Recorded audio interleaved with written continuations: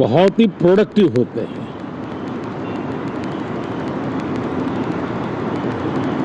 और दोनों को प्रोडक्टिव होते हैं तो देश का कल्याण होता है, जीव मात्र का कल्याण होता है। और इसलिए हम यही प्रार्थना करते हैं कि मॉनसून भी प्रोएक्टिव रहे, मॉनसून सत्र भी प्रोडक्टिव रहे। साथियों, पिछले एक महीने में देश ने अनेक सिद्धियां प्राप्त की है और देशवासी गर्व से भर जाएं, इस प्रकार की सिद्धियों का सिलसिला चला है। एक प्रकार से भारत के लिए गर्व के पल रहे हैं। पिछले वर्ष मॉनसून सत्र के ठीक पहले भारतीय नागरिक इंटरनेशनल स्पेस स्टेशन पर पहुंचा था और कल ही परसों भारत का एक युवा स्टार्टअप, उसने बहुत बड़ी सिद्धि प्राप्त की है। विश्व के कम ही देश हैं जहां इस प्रकार से प्राइवेट साहस हुए हैं और भारत के युवाओं ने अंतरिक्ष में नई उड़ान भरी है। बहुत बड़ी सफलता है। और ये जो स्काईरूट स्टार्टअप है, उसमें जो नौजवान काम कर रहे हैं, मुझे बताया गया उनकी पूरी टीम की जो एवरेज एज है वो सिर्फ 28 साल है। ऐसे नौजवानों ने ये काम करके दिखाया है। मैं किसी 56 साल के नौजवान की बात नहीं कर रहा हूं, मैं देश के ये स्टार्टअप ने 28 के एवरेज वाले नौजवानों ने अंतरिक्ष में भारत का झंडा गाड़ दिया है। उनको तो बधाई है ही है, लेकिन ऐसी बातें जो हैं जो भारत को आत्मविश्वास से भर देती है। विश्व में भारत का प्रोफाइल सर्वमान्य, सर्वस्वीकृत बनता जाता है। साथियों, ये संयोग नहीं, ये एक संदेश है और बड़ा मजबूत संदेश है कि हमारे देश के युवाओं की क्षमता और उनकी आकांक्षा अंतरिक्ष जितनी असीम है, इससे बड़ा संदेश देश के लिए कोई और प्रेरणा नहीं दे सकता है। साथियों, जो रिफॉर्म एक्सप्रेस पर सवार होकर के आज देश चल पड़ा है, उसी का नतीजा है कि भारत के नौजवान इतना बड़ा साहस कर पाते हैं और सफल भी हो रहे हैं। साथियों, पिछले दिनों राजस्थान में बहुत बड़ी ऑयल रिफाइनरी देश को समर्पित की गई। पिछले कुछ सप्ताह पहले एक सेमीकंडक्टर प्लांट यानी तीसरा देश को समर्पित किया गया।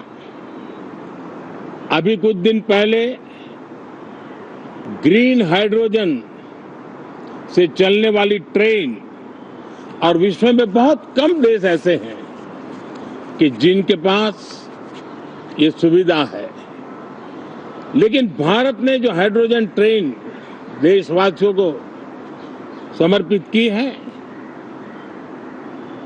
वो सबसे ताकतवर इंजन वाली है और सबसे लंबी है। ये अपने आप में भारत के वैज्ञानिक, भारत के इंजीनियर्स, भारत के इनोवेटर्स, भारत के उद्यमी, भारत के श्रमिक, ये जो एक लक्ष्य लेकर के देश के लिए जी रहे हैं, देश के लिए काम कर रहे हैं, उसी का परिणाम है। साथियों, हम भली भांति जानते हैं और पूरी दुनिया चिंतित भी है, लगातार कहीं न कहीं युद्ध की स्थितियां बनती रही है। पश्चिम एशिया के युद्ध के कारण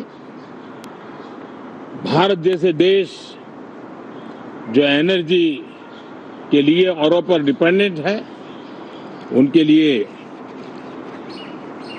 ये पश्चिम एशिया का युद्ध एक बहुत ही बड़ा संकट का कारण रहा। Petrol, diesel, LPG, fertiliser, chemicals, हर विषय में अनेक बाधाएं, अनेक संकट आए।